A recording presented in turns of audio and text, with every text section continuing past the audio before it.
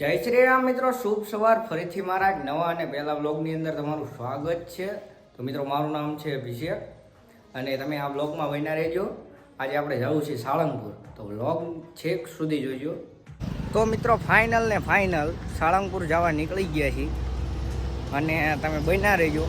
આગળ જઈને સાળંગપુર જઈને જવું મળે. 45 લાખની ગાડીમાં સાળંગપુર જાય.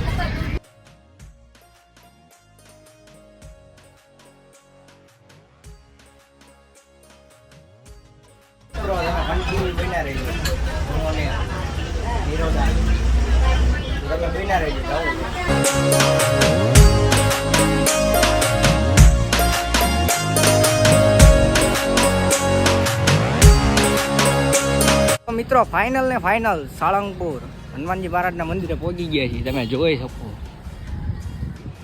આ મૂર્તિ ના અમે તો હવે આવી ગયા છીએ સાળંગપુર. તો બન્યા રહેજો તમે.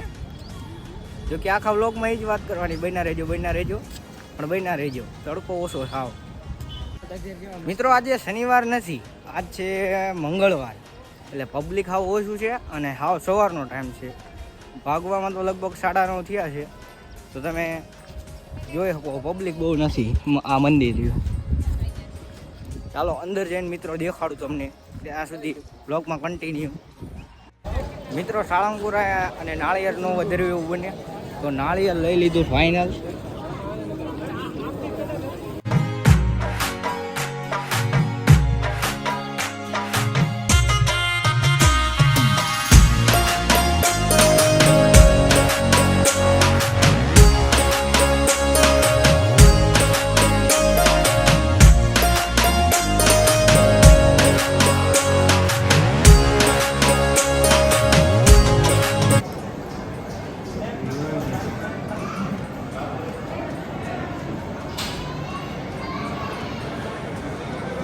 મિત્રો, તમે જોઈ શકો કેટલું પબ્લિક જોઈ શકો મિત્રો, અને હદ પબ્લિક છે.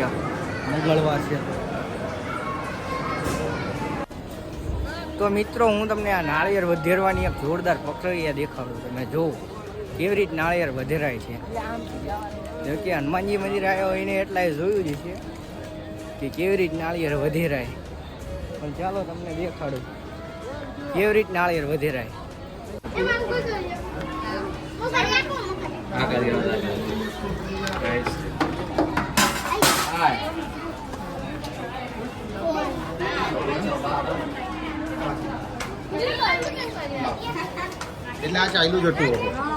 તો મિત્રો, આવી કાંક પ્રક્રિયા હોય છે. આવી નાળિયેર વધેરાઈ જાય છે, આપણું નાળિયેર ચડી જાય છે.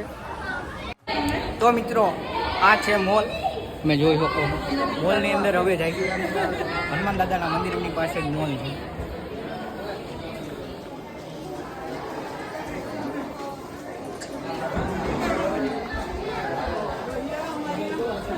જોરદાર મોલ છે, પણ આપણે ખાલી લેવાનો બેરખો. તમે જોતા રહીજો.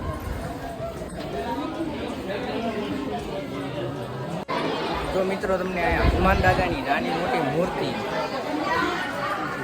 મળી રહેશે, તથા રક્ષાસૂત્ર જોઈ શકો.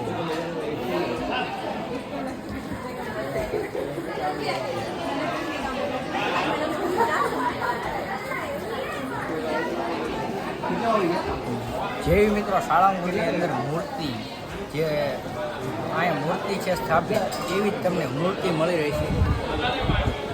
અને અહીંયા અલગ અલગ પ્રકારના બેરખા, ચોપડીઓ તથા ટી-શર્ટ મળી રહેશે. તો મિત્રો, પગે લાગી લીધું નાળિયેર વધેરે મોલમાં જઈ આવ્યા ને હવે જાય છે બહાર ફોટા પાડો હનુમાનજીની મૂર્તિ. તો તમે બન્યા રહેજો. છે સુધી એટલું જ બોલવાનું, બન્યા રહેજો. સમજી ગયા? હા, તમને કેટલા આપો? રેડી.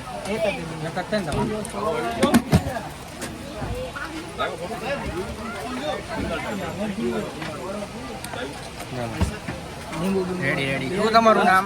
હરદેવસિંહ મારું નામ છે. કેટલા વર્ષથી ધંધો કરો? 20 વર્ષ 25 વર્ષથી મેં ધંધો કર્યો ખીચાનો.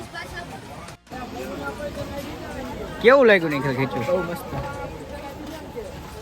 રેડી ને? ગરમા ગરમ ને? મિત્રો આ ભાઈ મંદિરની બાજુમાં તે ખીચું બનાવે છે તો એકવાર સાળંગપુર આવો તો જરૂરથી મુલાકાત રહેજો. 30 રૂપિયાની અંદર, ફક્ત 30 રૂપિયાની અંદર જોરદાર ખીચું ખવડાવે છે. તમે ગરાગી જોઈ શકો છો. તો જરૂર ને જરૂર એકવાર અહીંયા આવો તો મુલાકાત લેજો અને ખીચું ખાજો. જોરદાર બનાવે છે મિત્રો. ફાઇનલ આવી ગયા છે હનુમાન દાદાની મૂર્તિ છે, તમે જોઈ શકો છો. જોરદાર. અહીંયા પબ્લિક એટલું છે.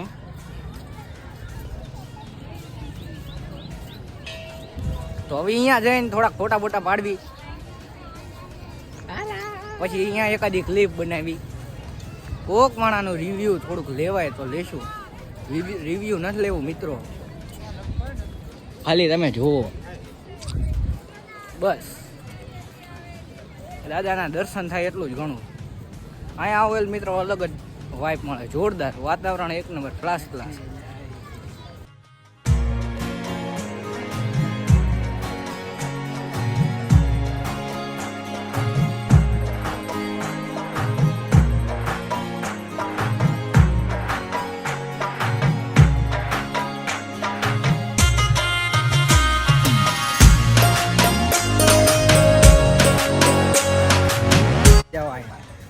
મોજે જાવ મિત્રો.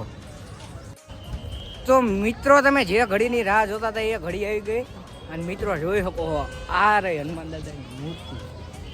આ હનુમાન દાદાની મૂર્તિ છે. થોડા જાજા ફોટા પાડી લીધા. જાજા નથી પાડ્યા, થોડાક જ પાડ્યા છે. એ તો થંબનેલમાં તમે જોશો તમને ખ્યાલ આવી જશે. જાજા નથી પાડ્યા, ઓનલી ફોર થોડા ને થોડા પાડ્યા. અને થોડાક આ બાજુ પાડી લેવી મિત્રો, એટલે જાજા નહીં પણ 81-82 ફોટા થઈ જાય. સમજી ગયા? બન્યા રહેજો.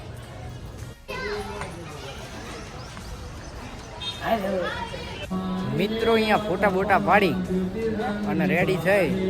ઓછા ફોટા પાડ્યા છે, થંબનેલમાં મૂકી દઈશ, તમે જોઈ લેજો. આવા ઓછા ફોટા પાડ્યા અને આવી ગયા છે સાઈડે. બેઠા નથી, ઊભા છે.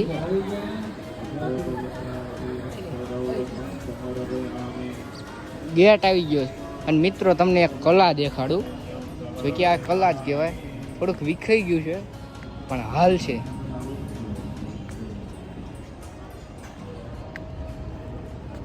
તમે જોઈ શકો મિત્રો કેવું જોરદાર નામ લખ્યું છે.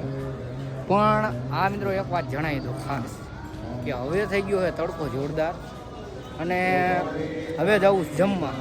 તો તમે બ્લોગમાં બન્યા રહેજો. હજી તો તમને દેખાડું, 2 રસોડા છે, એક કષ્ટભંજન દેવનું અને એક સ્વામિનારાયણનું. પણ આજે આપણે સ્વામિનારાયણ મંદિરે જમવા જવાનું છે, અહીંયા પ્રસાદી લેવાની છે. જો કે મિત્રો અહીંયા જોરદાર રસોડું છે. એક હારે 40,000 જણા સાથે જમી શકે એવડું મોટું રસોડું છે. અને આપણે જવાનું બાકી સ્વામિનારાયણ મંદિરે. તો તમે કન્ટિન્યુ બ્લોગમાં બની રહેજો. અહીંયા જરા વાતની પણ તમને માહિતી આપતો રહીશ. સાળંગપુરમાં મારા ગામથી તો ફક્ત 14 કિલોમીટર થાય છે, એટલે તમે બ્લોગમાં બન્યા રહેજો.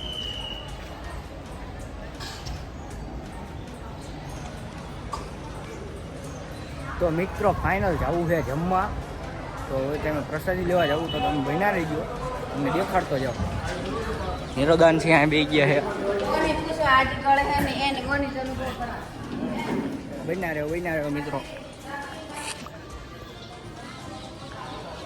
અહીંયા મિત્રો પ્રમુખ સ્વામી મહારાજની ચરણ પાદુકા છે આ મંદિરે. અને આ મંદિર છે મિત્રો સ્વામિનારાયણ ભગવાનનું. આ મોટું મંદિર છે સ્વામિનારાયણ ભગવાનનું. અહીંયાથી પછી કુંડોળ જાવ એટલે બીજું મંદિર છે સ્વામિનારાયણ ભગવાનનું. 2 મંદિર છે. એક આપણે કુંડોળનો પણ બ્લોગ મૂકશું, તો તમે જોડાયેલા રહેજો. હવે પ્રસાદી લેવા જઈએ, તમને ખાલી અહીંયાનું રસોડું દેખાડું. તમે આ રસોડું તો ઘણાના બ્લોગમાં જોયું છે. જોકે ટાઈમ મળશે તો એ રસોડું પણ દેખાડવાની કોશિશ કરીશ. તો તમે બ્લોગમાં બન્યા. બસ મિત્રો આજનો બ્લોગ અહીંયા સુધી. તે વિડીયો ગમ્યો હોય તો લાઈક, કમેન્ટ, શેર, સબસ્ક્રાઈબ કરવાનું ભૂલતા નહીં. હા, મને ખબર છે જમવાની ક્લિપ ભૂલી ગયો તો, પણ ઘરે જોરદાર વરસાદ આવી ગયો છે.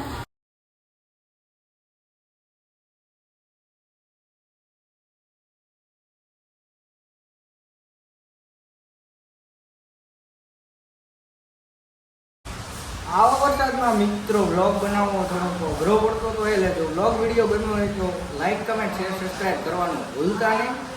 મળીએ નેક્સ્ટ વ્લોગમાં. પણ મિત્રો સપોર્ટ ખૂબ કરજો, કારણ કે આપણે સપોર્ટની જરૂર છે. જે નવી ચેનલ બનાવી છે તો સપોર્ટ કરતા રહીજો. અને લાઈક, સબસ્ક્રાઈબ કરવાનું ભૂલતા નહીં. વધુમાં વધુ વિડીયો બન્યો હોય તો શેર કરો. કયો પાર્ટ બેમો એ પણ કમેન્ટમાં કહી દેજો ને કાંઈ ભૂલચૂક થતી હોય તો માફ કરજો. મળીએ નેક્સ્ટ વ્લોગમાં ત્યાં સુધી આવજો.